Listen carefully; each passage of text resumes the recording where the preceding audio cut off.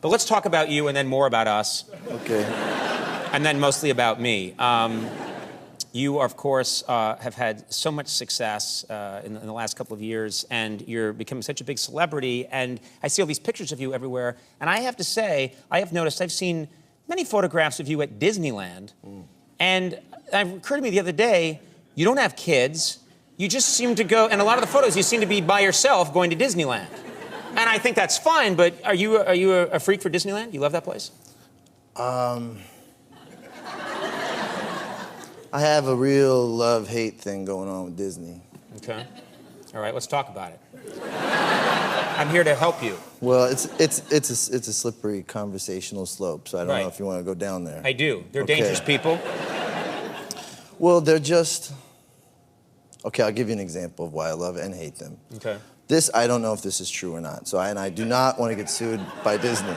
Okay. I do not. They're not litigious people, Disney. I do not want to get sued by Disney. They let stuff slide. Yeah. They go real easy on people. So there is a belief that Disney has been breeding an army of cats. Yes, and they're not just ordinary cats. They have a special set of skills. They're like commando cats. Commando cats? And they live in a barracks. A cat barracks, I don't know what you call it. Yes, like, a cat barracks. Sure. They sleep in bunk beds, and sure. They live on the outskirts of the park, you know? And at night, when they close the park under the cover of darkness, these cats ascend into the park and they eat all the mice. Cats are great at getting mice, so maybe that's true. I don't know. Which is what I love about Disney, because they're so weird and they think of everything. Right? And then the cats just know to come back in the morning? Yeah, and then they go back when the sun comes up and they do it all again. But the thing that's so messed up about it and why I hate them is that the whole empire of Disney is built on the back of one mouse. I didn't think of that. If a mouse can't be safe there, then where? If you're a mouse and you go into Disneyland, you are not leaving alive. And you think this is going to be the best place in the world for you. Yeah. You put your four-fingered gloves on, you go to have a good time. It's a death sentence. Let's talk about Drive. As I said, I watched this movie. It absolutely blew me away. I thought your performance was fantastic. I thought the whole tone of the movie was amazing. It felt like there's so much tension. There's such great action scenes in the movie. And obviously the stuff where you're oh, you! But I was really blown away by it, and you had a lot to do with getting this movie made. Besides being the star of the film, you got to pick the director? Yeah, I got to pick, okay, yeah. So Unless that's a lie. No, that's true. But so he's the best. His name's Nicholas Winding Refn, and he's from, What's his last name? Refn. Yeah.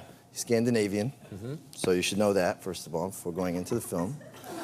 And I'm a big fan of his, and I really wanted him to direct the film, and when I met with him, it just went so bad. It was like the worst meeting. He didn't look at me, he wouldn't talk to me, he just kind of stared off into the distance. It was like a bad date. Right. And so I wanted to get out of there. So I said, I'm going home. You know, if you're not gonna talk to me, then beat it, you know? And so he said, well, okay, but I need a ride home because I can't drive. I said, how are you gonna make a movie called Drive if you can't even drive? All right. So I drive him out to Santa Monica, and he doesn't talk to me. He's just sitting in the car. And I was just like, well, I turn on the radio just to kind of quiet the silence, you know? And REO Speedwagon's I Can't Fight This Feeling Anymore came on.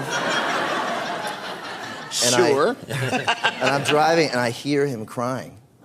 And I look over, and he's bawling his eyes out, looking out the window. And then he looks at me, and he goes, it's time to bring this ship in from the shore. Throw away the oars. And he starts singing the song at the top of his lungs. And he said, this is it. This is the movie. It's about a guy who rides around Los Angeles at night listening to pop music. Oh, I thought he was going to say, this is it. It's about REO Speedwagon. I was like, no, that's a really bad idea. But it kind of is, because if REO Speedwagon hadn't come on the radio, we never would have made the movie. Yeah.